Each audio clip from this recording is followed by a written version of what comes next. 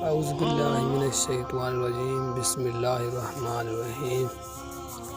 دعوت اسلام کے تمام معززین ساتھیوں کو محمد منیر کی طرف السلام علیکم۔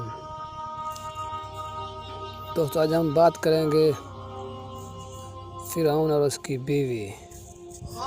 تو آسیہ فرعون کی زوجہ تھی، وہ فرعون جس میں غرور و تکبر کا نشانہ بھرا تھا، جس کا نفس شریر تھا اور جس کی عقائد اور اعمال باطل و فاسد تھے۔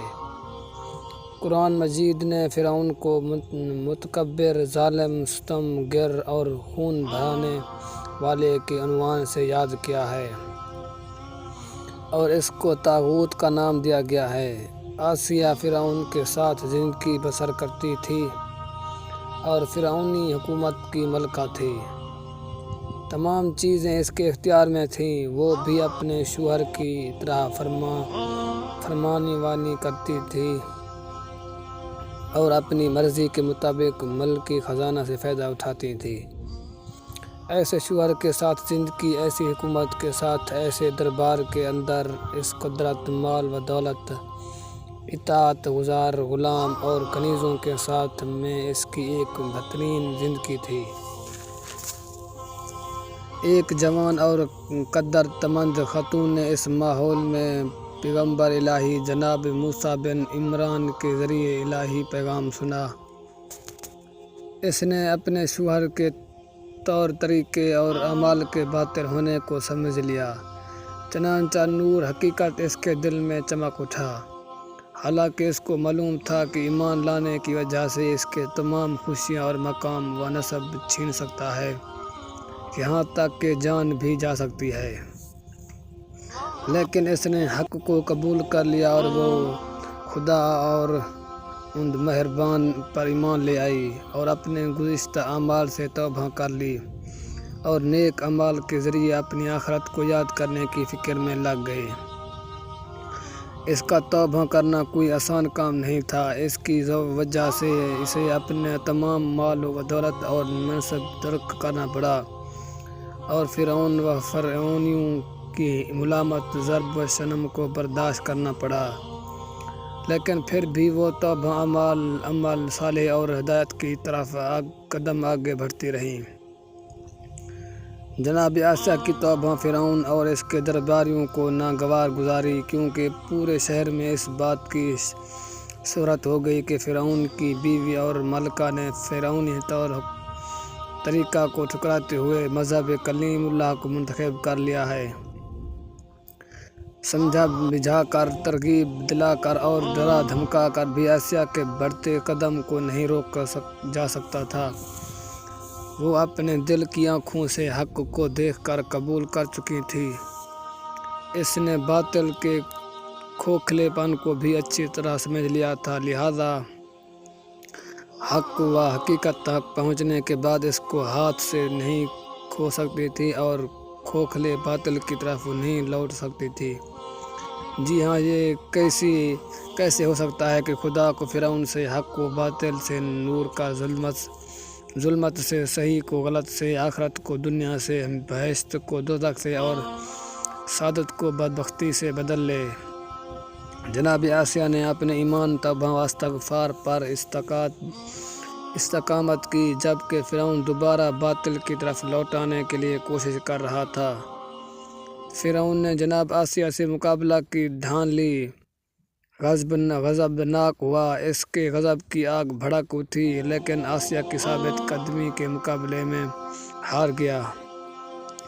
اس نے آسیہ کو شکنجہ دینے کا حکم دیا اور عظیم خاتون کے ہاتھ پیر کو باندھ دیا اور سخت سے سخت سزا دینے کے بعد پھانسی کا حکم دے دیا۔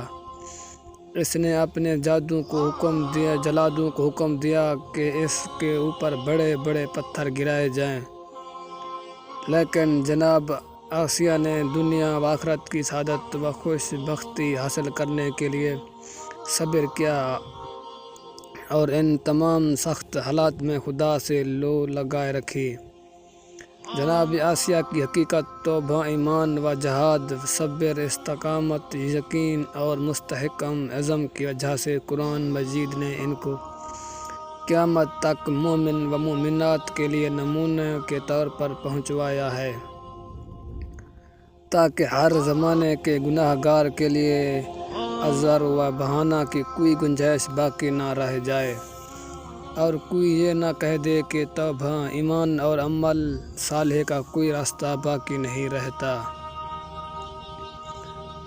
اور خدا نے ایمان والوں کے لیے فرعون کی زوجہ کی مثال بیان کی کہ اس نے دعا کی، پروردگار میرے لیے جنت میں ایک گھر بنا دے اور مجھے فرعون اور اس کے درباریوں سے نجات دلا دے اور اس پوری ظالم قوم سے نجات عطا فرما دے۔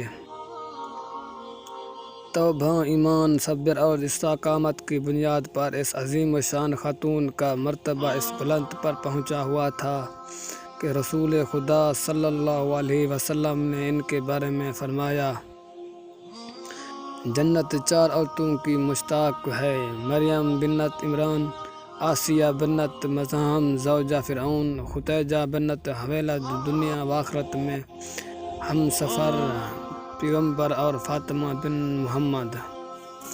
تو دوستو یہ تھی آج کی ہماری حدیث۔ تو دوستو مزید اسلامک ویڈیو اور واقعات سننے کے لیے میرے اس یوٹیوب چینل کو سبسکرائب کریں تاکہ ہماری ہر ویڈیو اب تک پہنچ سکے۔ تو دوستو اگر کوئی بھی ہم سے غلطی ہوئی ہو تو کمنٹ میں ہمیں ضرور بتائیں تاکہ ہم اس کے سوچ کر آئندہ بات کریں۔ شکریہ۔ آمین آمین یا رب العالمین۔ اعوذ باللہ من الشیطان الرجیم، بسم اللہ الرحمن الرحیم۔ دعوت اسلام کے تمام معززین ساتھیوں کو محمد منیر کی طرف السلام علیکم۔ دوستو آج ہم بات کریں گے فرعون اور اس کی بیوی۔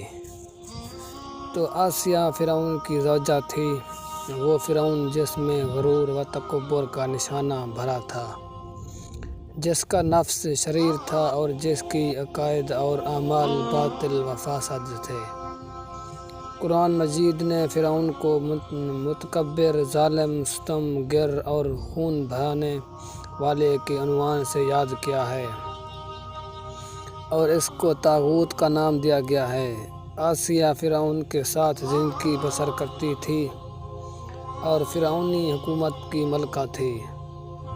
تمام چیزیں اس کے اختیار میں تھیں، وہ بھی اپنے شوہر کی طرح فرمانی وانی کرتی تھی اور اپنی مرضی کے مطابق ملکی خزانہ سے فائدہ اٹھاتی تھی۔ ایسے شوہر کے ساتھ زندگی، ایسی حکومت کے ساتھ ایسے دربار کے اندر اس قدرت، مال و دولت، اطاعت گزار غلام اور کنیزوں کے ساتھ میں اس کی ایک بہترین زندگی تھی۔ ایک جوان اور قدرتمند خاتون نے اس ماحول میں پیغمبر الہی جناب موسیٰ بن عمران کے ذریعے الہی پیغام سنا۔ اس نے اپنے شوہر کے طور طریقے اور اعمال کے باطل ہونے کو سمجھ لیا، چنانچہ نور حقیقت اس کے دل میں چمک اٹھا۔ حالانکہ اس کو معلوم تھا کہ ایمان لانے کی وجہ سے اس کے تمام خوشیاں اور مقام و نسب چھین سکتا ہے، یہاں تک کہ جان بھی جا سکتی ہے، لیکن اس نے حق کو قبول کر لیا اور وہ خدا اور ان مہربان پر ایمان لے آئی اور اپنے گزشتہ اعمال سے توبہ کر لی اور نیک اعمال کے ذریعے اپنی آخرت کو یاد کرنے کی فکر میں لگ گئی۔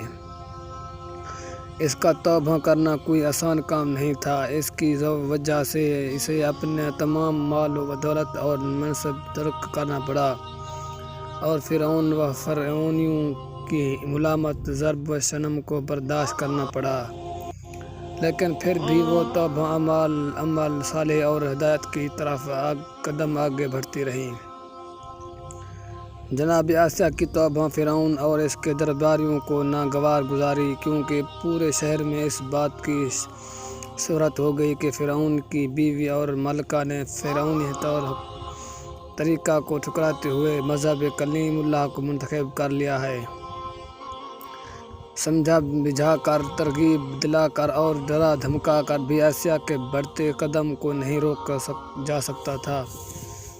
وہ اپنے دل کی آنکھوں سے حق کو دیکھ کر قبول کر چکی تھی۔ اس نے باطل کے کھوکھلے پن کو بھی اچھی طرح سمجھ لیا تھا، لہذا حق و حقیقت تک پہنچنے کے بعد اس کو ہاتھ سے نہیں کھو سکتی تھی اور کھوکھلے باطل کی طرف نہیں لوٹ سکتی تھی۔ جی ہاں، یہ کیسے ہو سکتا ہے کہ خدا کو فرعون سے، حق و باطل سے، نور کا ظلمت سے، صحیح کو غلط سے، آخرت کو دنیا سے، بہشت کو دوزخ سے اور سعادت کو بدبختی سے بدل لے۔ جناب آسیہ نے اپنے ایمان، توبہ و استغفار پر استقامت کی، جبکہ فرعون دوبارہ باطل کی طرف لوٹانے کے لیے کوشش کر رہا تھا۔ فرعون نے جناب آسیہ سے مقابلہ کی ٹھان لی، غضبناک ہوا، اس کے غضب کی آگ بھڑک اٹھی، لیکن آسیہ کی ثابت قدمی کے مقابلے میں ہار گیا۔ اس نے آسیہ کو شکنجہ دینے کا حکم دیا اور عظیم خاتون کے ہاتھ پیر کو باندھ دیا اور سخت سے سخت سزا دینے کے بعد پھانسی کا حکم دے دیا۔ اس نے اپنے جلادوں کو حکم دیا کہ اس کے اوپر بڑے بڑے پتھر گرائے جائیں، لیکن جناب آسیہ نے دنیا و آخرت کی سعادت و خوش بختی حاصل کرنے کے لیے صبر کیا اور ان تمام سخت حالات میں خدا سے لو لگائے رکھی۔ جناب آسیہ کی حقیقت، توبہ، ایمان و جہاد، صبر، استقامت، یقین اور مستحکم عزم کی وجہ سے قرآن مجید نے ان کو قیامت تک مومن و مومنات کے لیے نمونے کے طور پر پہنچوایا ہے، تاکہ ہر زمانے کے گناہ گار کے لیے عذر و بہانہ کی کوئی گنجائش باقی نہ رہ جائے اور کوئی یہ نہ کہہ دے کہ توبہ، ایمان اور عمل صالح کا کوئی راستہ باقی نہیں رہتا۔ اور خدا نے ایمان والوں کے لیے فرعون کی زوجہ کی مثال بیان کی کہ اس نے دعا کی، پروردگار میرے لیے جنت میں ایک گھر بنا دے اور مجھے فرعون اور اس کے درباریوں سے نجات دلا دے اور اس پوری ظالم قوم سے نجات عطا فرما دے۔ توبہ، ایمان، صبر اور استقامت کی بنیاد پر اس عظیم الشان خاتون کا مرتبہ اس بلند پر پہنچا ہوا تھا کہ رسول خدا صلی اللہ علیہ وسلم نے ان کے بارے میں فرمایا، جنت 4 عورتوں کی مشتاق ہے: مریم بنت عمران، آسیہ بنت مزاحم زوجہ فرعون، خدیجہ بنت خویلد دنیا و آخرت میں ہم سفر پیغمبر، اور فاطمہ بن محمد۔ تو دوستو یہ تھی آج کی ہماری حدیث۔ تو دوستو مزید اسلامک ویڈیو اور واقعات سننے کے لیے میرے اس یوٹیوب چینل کو سبسکرائب کریں تاکہ ہماری ہر ویڈیو اب تک پہنچ سکے۔ تو دوستو اگر کوئی بھی ہم سے غلطی ہوئی ہو تو کمنٹ میں ہمیں ضرور بتائیں تاکہ ہم اس کے سوچ کر آئندہ بات کریں۔ شکریہ۔ آمین آمین یا رب العالمین۔